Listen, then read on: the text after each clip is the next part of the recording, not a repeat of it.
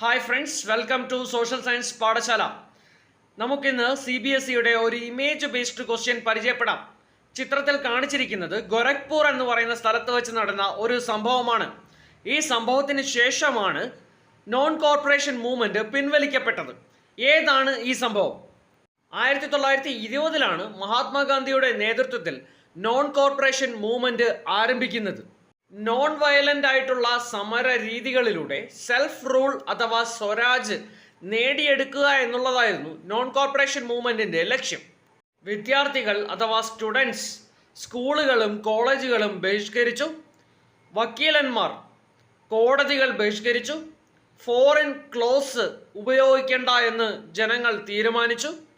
ഇങ്ങനെയെല്ലാമാണ് നിസ്സഹകരണ പ്രസ്ഥാനം അഥവാ നോൺ കോർപ്പറേഷൻ മൂവ്മെൻറ്റ് മുന്നോട്ട് പോയിക്കൊണ്ടിരുന്നത്.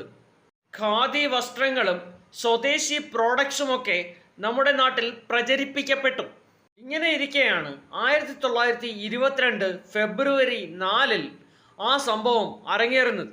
ഉത്തർപ്രദേശിലെ ഗോരഖ്പൂർ എന്ന ജില്ലയിലെ ചൗരി ചൗര എന്ന സ്ഥലത്ത് ഒരു ജനക്കൂട്ടം പോലീസ് സ്റ്റേഷൻ ആക്രമിക്കുകയും ഈ പോലീസ് സ്റ്റേഷനിൽ ഉണ്ടായിരുന്ന 22 പോലീസുകാർക്ക് ജീവൻ നഷ്ടപ്പെടുകയും ചെയ്തു. ഈ സംഭവത്തെയാണ് ചൗരി ചൗര ഇൻസിഡൻറ്റ് എന്ന് വിളിക്കുന്നത്. ചൗരി ചൗര ഇൻസിഡൻറ്റിൻ്റെ ചിത്രമാണ് ഇവിടെ നൽകിയിട്ടുള്ളത്. ചൗരി ചൗര ഇൻസിഡൻറ്റ് മഹാത്മാഗാന്ധിയെ വളരെയധികം വിഷമിപ്പിച്ചു. അഹിംസ അഥവാ നോൺ വയലൻസിൽ അടിസ്ഥാനമാക്കിയാണ് അദ്ദേഹം നോൺ കോർപ്പറേഷൻ മൂവ്മെൻറ്റ് രൂപകൽപ്പന ചെയ്തിരുന്നത്. എന്നാൽ ഇപ്പോൾ തൻ്റെ അനുയായികൾ വയലൻസിലോട്ട് കടന്നിരിക്കുകയാണ്. അതുകൊണ്ട് തന്നെ ഇനി നോൺ കോർപ്പറേഷൻ മൂവ്മെൻറ്റ് തുടരേണ്ടതില്ല എന്നായിരുന്നു ഗാന്ധിജിയുടെ തീരുമാനം. അദ്ദേഹം അത് സസ്പെൻഡ് ചെയ്തു. നോൺ കോർപ്പറേഷൻ മൂവ്മെൻറ്റ് ഇങ്ങനെ സസ്പെൻഡ് ചെയ്തതിൽ പല നേതാക്കന്മാർക്കും അമർഷമുണ്ടായിരുന്നു, ഗാന്ധിജിയോട് നീരസമുണ്ടായിരുന്നു. എന്നാൽ അദ്ദേഹം തൻ്റെ സ്റ്റാൻഡിൽ ഉറച്ചു നിൽക്കുകയാണ് ചെയ്തത്.